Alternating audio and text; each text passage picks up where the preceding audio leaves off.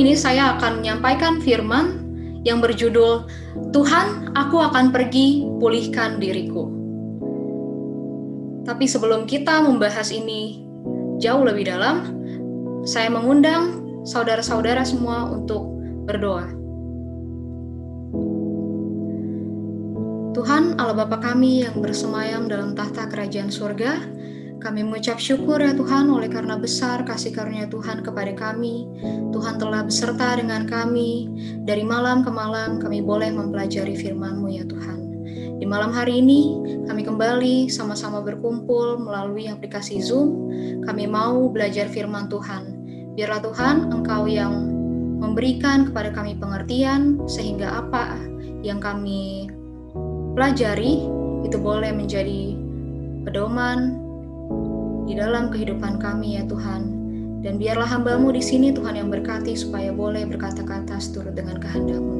Terima kasih ya Tuhan, ampuni segala dosa kami, di dalam nama Tuhan Yesus Kristus kami telah berdoa dan mengucap syukur. Amin.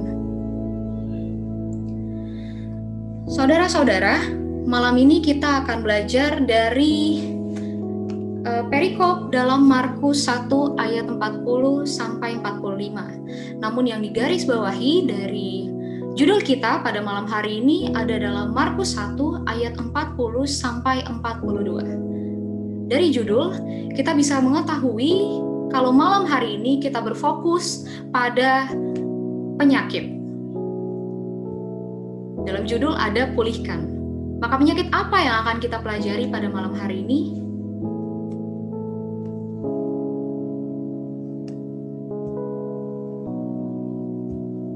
Dalam Markus 1 ayat 40 sampai 42, kita bisa baca di Alkitab, seorang yang sakit kusta datang kepada Yesus dan sambil berlutut di hadapannya, katanya, "Kalau engkau mau, engkau dapat mentahirkan aku."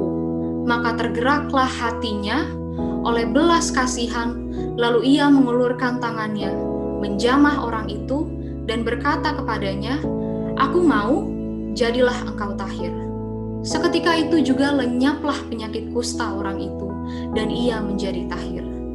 Saudara-saudara, malam hari ini kita mau belajar tentang penyakit yang begitu besar yang ada di dunia ini. Kita bisa mulai dengan epidemik yang besar yang pernah terjadi di dunia ini. Apa saja itu? Beribu-ribu tahun yang lalu pernah terjadi kasus epidemik yang sangat besar, yaitu cacar. Kalau mungkin kita bisa tahu sekarang, cacar mungkin tidak terlalu besar untuk kita karena sekarang kita sudah punya vaksin cacar. Tetapi pada masanya, dalam kurun waktu 100 tahun, ternyata cacar ini memakan jumlah korban jiwa sebanyak 26 juta jiwa. Dan kemudian selanjutnya ada penyakit pes atau sampar. Penyakit ini berasal dari hewan pengerat atau tikus. Dan penyakit yang berasal dari tikus ini ternyata telah memakan korban jiwa sebanyak 27 juta jiwa. Dan ternyata tidak berhenti di situ. Ternyata ada epidemik besar lagi, selanjutnya ada Spanish flu. Dan Spanish flu ini tahun 1918 terdapat di kamp tentara Inggris dalam kurun waktu 8 bulan telah merenggut 25 juta jiwa. Dan setelah saya melakukan riset lagi, ternyata Spanish flu ini memakan korban jiwa yang bahkan korbannya lebih banyak daripada Perang Dunia Kedua. Itulah hal yang memakan korban jiwa melalui epidemik besar yang pernah terjadi di dunia ini. Lalu apa persamaan dari ketiga penyakit ini? Dari cacar, pes, Spanish flu, kita bisa ketahui bahwa penyakit ini sudah tidak terlalu common di lingkungan kita, sudah tidak terlalu lagi kita kenal, tapi penyakit ini masih ada di sekitar kita. Kemudian penyakit selanjutnya yang masih ada sampai detik ini dan kita masih sangat sekali takuti, itu ada COVID-19. COVID-19 ini ada pada ditemukan di Wuhan, di Cina, pada tahun 2019 itu sebabnya namanya COVID-19, dan lebih sering kita dengar dengan nama corona karena bentuknya yang seperti mahkota atau crown. Dan ternyata pada tanggal 17 Mei kemarin disebutkan bahwa korban jiwa yang meninggal disebabkan oleh COVID-19 ini adalah 3,3 juta jiwa, dengan lebih dari 158 juta jiwa yang terjangkit oleh virus ini. Saudara-saudara, kita bisa lihat sendiri bahwa COVID-19 ini benar-benar sangat menakutkan, karena anggota dari gereja kita sendiri ada yang pernah terkena itu, dan mereka sendiri menyaksikan kepada kita bagaimana menakutkannya ketika mereka menerima penyakit itu. Saudara-saudara, ternyata penyakit-penyakit yang besar tadi sudah pernah terjadi pada masa lampau ketika zaman yang ada di Alkitab. Kita bisa ketahui hal itu adalah penyakit kusta. Dari ayat yang awal kita sudah bacakan, kusta dikenal dengan lepra. Dan penyakit ini menurut Alkitab dikatakan sebagai penyakit yang menjijikkan. Dan penderitanya sudah pasti najis. Pada saat itu tidak ada obatnya, dan penyakit ini timbul dikarenakan murka Allah kepada orang yang terkena penyakit ini. Kemudian penyakit ini sangat ditakuti pada zaman itu. Kita bisa sama-sama buka di rumah, ada ayat yang membahas dari Perjanjian Lama, Imamat di pasal ke-13 dibahas mengenai penyakit kusta atau lepra. Di sini saya membahas pada ayat 45 dan 46 dikatakan bahwa orang yang sakit kusta harus berpakaian yang cabik-cabik, rambutnya terurai, dan lagi ia harus menutupi mukanya sambil berseru-seru, najis, najis. Dan selama ia kena penyakit itu, ia tetap najis. Memang ia najis, ia harus tinggal terasing di luar perkemahan, itulah tempat kediamannya. Saudara-saudara, penyakit kusta ini mengingatkan kita terhadap penyakit COVID-19 yang ada sekarang. Iya, ini hal yang benar-benar sama persis, tetapi bedanya kita tidak berpakaian yang cabik-cabik seperti penyakit kusta, tetapi ketika seseorang terkena COVID-19, maka ia akan tinggal terasing. Saudara bayangkan ketika kita merasakan sakit sedemikian rupa, tetapi tidak ada seorang pun yang berada di sekitar kita. Kita harus diasingkan, kita harus jauh daripada keluarga, dan itu bukan hanya merusak mental kita, tetapi merusak rohani kita juga. Saya mencoba mencari pengertian mengenai lepra dari Google, dan kemudian saya temukan bahwa penyakit lepra ini, kusta ini adalah penyakit infeksi yang kronis, namun dapat disembuhkan pada masa sekarang, dan terutama menyebabkan lesi kulit dan kerusakan saraf. Dapat disembuhkan dengan terapi sejumlah obat selama 6-12 bulan, dan penanganan dini akan menghindarkan dari kecacatan. Saudara bisa lihat di sini seseorang yang terkena kusta, yang terkena lepra, di mana secara kasat mata saja kita bisa ngelihat kalau orang yang penyakitnya sudah separah ini mungkin pasti akan menyebabkan luka yang membekas. Kemudian saya menggarisbawahi di sini, pada zaman sekarang, pada masa sekarang, mungkin lepra dapat disembuhkan, tetapi memakan waktu 6-12 bulan untuk bisa sembuh dari penyakit ini dengan terapi obat-obatan yang diberikan oleh dokter. Tetapi kalau tidak ditangani secara dini, maka akan menimbulkan kecacatan. Saudara bisa lihat tadi dari ayat yang kita sudah bacakan di Injil Matius, Markus, dan Lukas yang menceritakan seseorang dari penyakit kusta yang menghampiri Yesus untuk menerima kesembuhan. Kita bisa garis bawahi bahwa seketika itu juga lenyaplah penyakit kusta orang itu dan ia menjadi tahir. Saudara-saudara, mungkin sekarang kusta bisa disembuhkan, tetapi memakan waktu yang sangat lama, bahkan tidak mengembalikan kesempurnaan yang awal kembali kepada kita. Tetapi, ketika seseorang yang kena penyakit kusta pada saat itu mendatangi Yesus, maka dengan berfirman, orang tersebut bisa sembuh, dan kemudian tidak ada sama sekali cacat yang didapati di dalam tubuhnya. Hal inilah yang menjadi perbandingan buat kita, bahwa segala kesembuhan bisa kita dapatkan melalui Yesus. Teman-teman, kusta di sini menjadi fokus di dalam pelajaran kita adalah representasi dari dosa. Dikatakan kusta menurut Ellen G. White di dalam Kerinduan Segala Zaman, jilid 1 halaman 226, dosa adalah penyebab utama dari segala penyakit yang ada. Kusta adalah representasi dari dosa.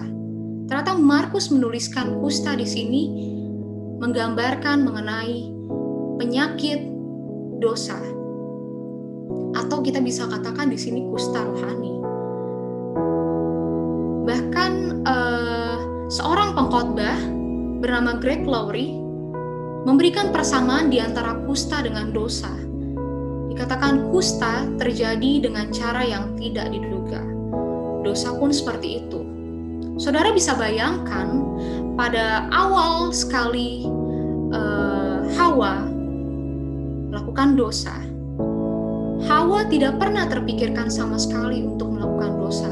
Tetapi percakapan yang singkat di antara dia dan ular mengakibatkan dosa, dan hal itu tidak pernah sama sekali diduga oleh Hawa. Dan kedua, kita mempelajari bagaimana kusta itu diwariskan. Saudara-saudara, kita bisa tahu bahwa anak bayi pun, anak yang baru lahir pun, sudah lahir di dalam dosa. Berarti satu pun dari kita tidak ada sama sekali yang luput daripada dosa. Dan kusta tersebut atau dosa tersebut diwariskan turun-temurun. Kemudian kusta menyebar dengan sangat cepat, dan dosa juga tumbuh dengan sangat cepat. Coba kita bisa bayangkan, seandainya ada seseorang yang membagikan ujaran kebencian, contohnya di sosial media, kemudian ketika dia menyampaikan opininya, maka ada orang-orang yang ikut meluruskan hal tersebut, maksudnya ikut untuk mendukung opini dari orang tersebut. Maka seketika banyak sekali orang yang ikut sama-sama melakukan dosa oleh karena satu orang yang mengajak orang lain untuk melakukan dosa. Dosa itu sangat berbahaya, sama dengan kusta. Kemudian kusta juga sangat menular, dan dosa juga dapat menular terhadap semua orang. Saudara-saudara, malam hari ini saya ingin membagikan bahwa kusta itu merusak tubuh kita secara rohani. Coba kita bayangkan, tubuh kita yang tadinya sempurna, tubuh kita ini adalah tubuh Kristus. Pada saat kita terkena kusta dan kita tidak ditangani dengan cepat, maka apa yang terjadi? Sama seperti di gambar ini, orang ini mengalami kecacatan. Organ tubuhnya putus. Hal ini mengingatkan bagaimana orang-orang yang melakukan dosa terus-menerus, maka bagian tubuhnya akan terlepas. Artinya bagian dari kita sendiri, kita akan terlepas dari bagian tubuh Kristus. Artinya apa? Kita nggak bisa lagi kembali menjadi anak-anak Tuhan. Ternyata dari tadi, setelah kita membicarakan bagaimana kusta itu sangat besar dampaknya terhadap kita, saya berusaha untuk mencoba membayangkan bagaimana anak-anak muda pada masa sekarang sangat tidak peduli dengan yang namanya dosa. Contohnya, hal-hal seperti membuli sudah hal-hal yang sangat biasa untuk kita semua. kita membuka sosial media, kemudian kita melihat hal-hal yang tidak berkenan dengan hati kita, maka kita dengan mudahnya mengucapkan komentar yang tidak enak. Hal ini tentunya menjadi dosa buat kita sendiri. Tapi kalau diajak untuk bertobat, banyak juga dari kita anak-anak muda akan mengatakan bahwa kita terlalu berdosa untuk kembali ke Tuhan. Atau bahkan mungkin mengatakan bahwa aku terlalu muda untuk kembali kepada Tuhan. Tunggulah, saya masih muda. Saya mau menikmati masa muda saya untuk nanti kemudian saya bisa bertobat.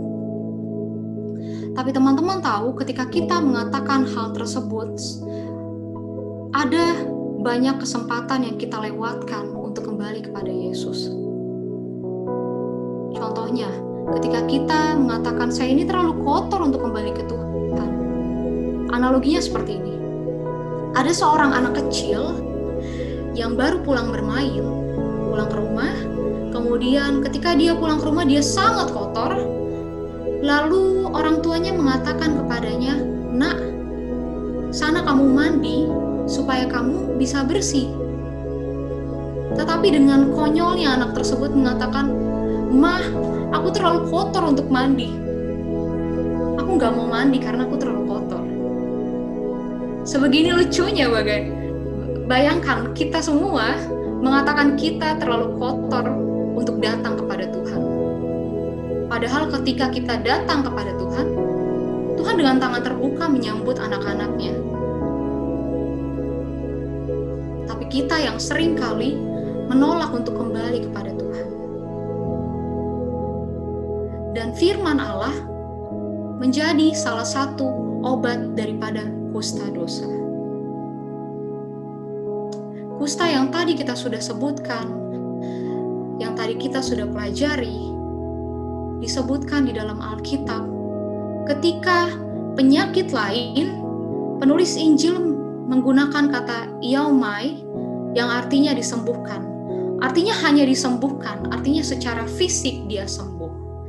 Tetapi untuk kata kusta, penulis kitab Injil menuliskan dalam bahasa Ibrani kata rizo yang artinya dibersihkan atau dimurnikan. Di sini kita bisa tahu bahwa dibersihkan atau dimurnikan artinya orang tersebut disucikan. Secara fisikly dia sembuh dan secara rohani dia juga sembuh. Saudara-saudara, walaupun seseorang sebegitu kotornya untuk datang kepada Tuhan, sebegitu hinanya seseorang untuk datang kepada Tuhan, tetapi yang ingin Tuhan ajarkan di sini adalah firman Tuhan menolong kita untuk keluar dari kekotoran itu. Sehingga kita sebagai manusia tidak ada berhaknya untuk mengatakan bahwa orang lain, contohnya ada orang lain yang bertato atau orang lain yang mungkin kelihatannya berpakaian yang tidak baik, lalu kita dengan seenaknya mengatakan dia tidak pantas untuk datang ke gereja, atau dia tidak pantas untuk datang ke kumpulan orang Kristen. Saudari, jangan kita jadi salah satu orang yang menyebabkan orang lain gagal untuk kembali kepada Tuhan. Kadangkala kita sebagai anak muda seringkali enak sekali, gampang banget namanya untuk nyinyir. Gampang banget kita untuk ngomongin orang lain. Waktu kita tahu mereka jahat, kita omongin. Tapi waktu dia juga mau bertobat, kita omongin. Inilah yang Tuhan ingin ajarkan, bahwa kusta ini udah sedemikian rupa loh. Ini udah sangat parah loh. Kita harus sadar kalau Tuhan tidak mau anak-anaknya berlama-lama di dalam dosa ini. Ketika kita berlama-lama di dalam dosa, maka seperti yang tadi, akan ada cacat. Jangan sampai kita dikeluarkan dari tubuh Kristus. Jangan sampai kita tidak boleh masuk ke dalam kerajaan sorga oleh karena kita yang terlalu egois di dalam keseharian kita. Markus 1 ayat 45, Tetapi orang itu pergi memberitakan peristiwa itu dan menyebarkannya kemana-mana. Sehingga Yesus tidak dapat lagi terang-terangan masuk ke dalam kota. Ia tinggal di luar, di tempat-tempat yang sepi, namun orang terus juga datang kepadanya dari segala penjuru. Saudara-saudara, si orang yang penyakit kusta ini ternyata nggak lupa diri. Dia kasih tahu sama orang kalau dia udah sembuh.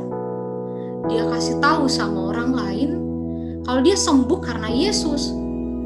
Dan hal ini bisa kita representasikan ke dalam diri kita, di mana ketika teman-teman, orang muda, mungkin yang sedang dalam tahap untuk kembali kepada Yesus, untuk kembali mengenal Tuhan secara lebih dalam, untuk memberitakan kepada dunia bahwa kalian sudah sembuh, bahwa kalian mengenal Tuhan, dan itu hal yang sangat enak.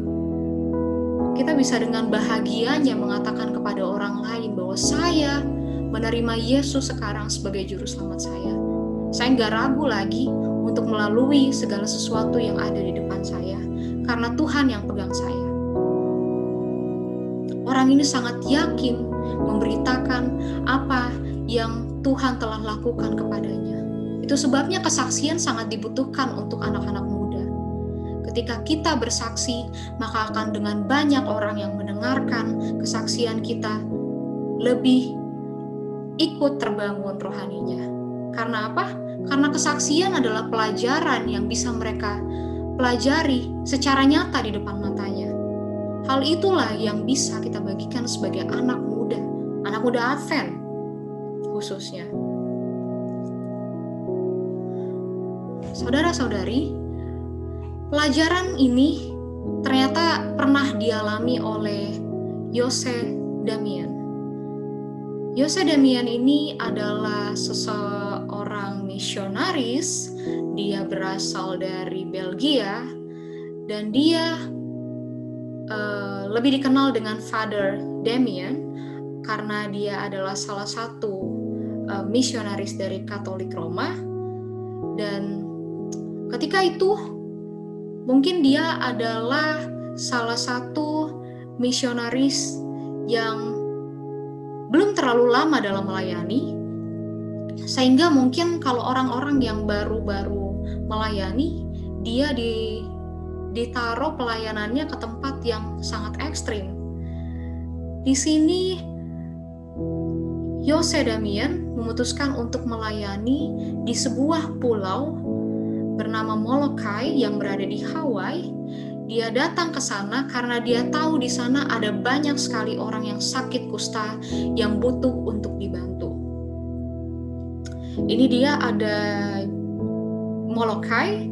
Ini kebetulan diangkat menjadi sebuah judul film tentang perjalanan dari Father Damien tersebut. Ketika dia sampai di sana, dia melihat keadaan yang sesungguhnya. Dia lihat ternyata kusta sedemikian rupa buruknya di pulau itu. Ternyata dia menjadi memalingkan wajahnya. Itu sama seperti kita yang kita boleh bersemangat ingin menyampaikan firman Tuhan keluar, tetapi sampai di luar ternyata banyak orang yang tidak tertarik untuk hal itu. Ketika hal itu terjadi pada diri kita, maka seperti orang Batak katakan, gabe tata roha. Kita jadi males. Sama seperti Father Damien, dia juga jadi males mau menyampaikan firman di sana. Ditambah rasa ketakutan dia yang sangat besar karena ternyata penyakit itu menjijikan. Dia nggak sanggup untuk melihat penderitaan daripada orang-orang yang ada di pulau itu. Sehingga dia memutuskan untuk melayani, hanya pergi ke gereja, kemudian dia pulang ke rumah, dia makan di rumah, dia cuci bajunya, dia sama sekali tidak melakukan pelayanan seperti seharusnya. Dia sama sekali tidak melakukan pendekatan terhadap orang-orang yang terkena kusta di pulau tersebut. Maka ternyata mungkin dia pikir-pikir, dia merenung di rumah. Untuk apa saya datang ke sini kalau saya tidak memberikan dampak terhadap orang-orang sini? Ternyata Pemikiran dia membuat dia sadar bahwa ini bukan pelayanan kalau saya tidak bisa memberikan dampak terhadap orang sekitar saya. Ini bukan pelayanan yang semestinya ketika saya hanya menyampaikan firman, tetapi firman itu tidak dapat saya hidupkan. Maka akhirnya dia bertobat, dia kemudian menyampaikan firman dengan cara yang sangat ekstrim menurut saya. Karena kita tahu sendiri kusta ini adalah penyakit yang menular. Dia tetap memutuskan untuk melakukan pelayanan secara langsung kepada orang-orang yang ada di pulau itu. Dia membantu membangun rumah, dia membantu membersihkan lingkungan, dia membantu anak-anak yang ada di sana ikut mengajar. Dia lakukan semuanya dengan penuh sukacita. Dan ternyata betul, sukacita adalah hal yang sangat dibutuhkan bahkan ketika kita ada di dalam keadaan yang sangat tersakiti. Saudara-saudara, sukacita yang dia dapatkan, sukacita yang dia punya, yang meskipun dia berada dalam keadaan yang sangat menyakitkan, tidak membuat dia kehilangan sukacita. Ternyata sukacita yang benar-benar nyata adalah sesuatu hal yang ada ketika kita berada dalam keadaan tersayat-sayat, tetapi kita tetap dalam keadaan sukacita. Itulah sukacita yang sebenarnya. Bukan keadaan ketika kita dalam keadaan senang, maka kita bersukacita. Itu adalah happiness atau kesenangan biasa, tetapi sukacita yang membuat Demian berhasil melewati segala sesuatunya. Dia berhasil dalam pelayanannya. Yang meskipun dia meninggal oleh karena penyakit tersebut, oleh karena penyakit kusta, namun Demian meninggal dalam keadaan sukacita. Terlihat malang, namun dia menang dari rasa takutnya sendiri. Dia menang melawan segala hal yang ada di dalam dirinya, bahkan ego dari dirinya dia lawan semua. Dia bisa menyampaikan firman Tuhan dengan sangat baik, dengan action yang betul-betul dilihat oleh orang-orang yang berada di sekitar itu. Maka ada banyak sekali pertobatan yang terjadi di pulau Hawaii tersebut, di pulau Molokai. Pelajaran ini membuat kita semua sadar bahwa Tuhan selalu memulihkan orang-orang yang ingin bertobat. Dan sebagai kesimpulan saya bisa tarik dari Kitab Imamat 13 ayat 5 yang berkata bahwa pada hari yang ketujuh haruslah imam memeriksa dia. Bila menurut penglihatannya penyakit itu masih tetap dan tidak meluas pada kulit, imam harus mengurung dia 7 hari lagi untuk kedua kalinya. Mungkin saudara-saudara tidak sadar bacaan ini ketika kita membaca Imamat pasal 13. Ternyata Imamat pasal 13 ayat 5 ini memberikan gambaran bagaimana Kristus ingin sekali kita mengalami pertobatan. Tuhan kasih waktu, dikasih waktu 7 hari lagi untuk melakukan pertobatan. 7 adalah angka sempurna, di mana hal ini menyimbolkan bahwa Tuhan benar-benar membuka tangannya untuk kita sama-sama datang kepada Yesus untuk mengakui dosa-dosa kita. Pertobatan sangat dibutuhkan supaya kita bisa sembuh. Kemudian kesimpulan yang kedua ada dalam 2 Petrus 2 ayat 20-22. Di sini saya menggarisbawahi dari ayat yang 22 yang mengatakan bahwa bagi mereka cocok apa yang dikatakan peribahasa yang benar ini, anjing kembali lagi ke muntahnya dan babi yang mandi kembali lagi ke kubangannya. Saudara-saudara, ketika kita mengalami pertobatan, ketika kita benar-benar ingin bertobat, janganlah sampai kita melakukan kesalahan yang sama. Jangan sampai peribahasa ini yang menyamakan anjing kembali lagi ke muntahnya, babi kembali lagi ke kubangannya, menjadi gambaran daripada kita. Kita pasti nggak mau namanya disamakan dengan anjing dan babi. Sebagaimanapun binatang itu adalah binatang yang cukup hina buat kita. Kita pun manusia bisa melakukan hal yang hina dengan cara melakukan dosa yang sama berulang-ulang. Saudara-saudara, kita diminta Tuhan untuk ketika kita bertobat, jangan berbuat dosa lagi. Jangan melakukan hal yang sama lagi. Dan terakhir,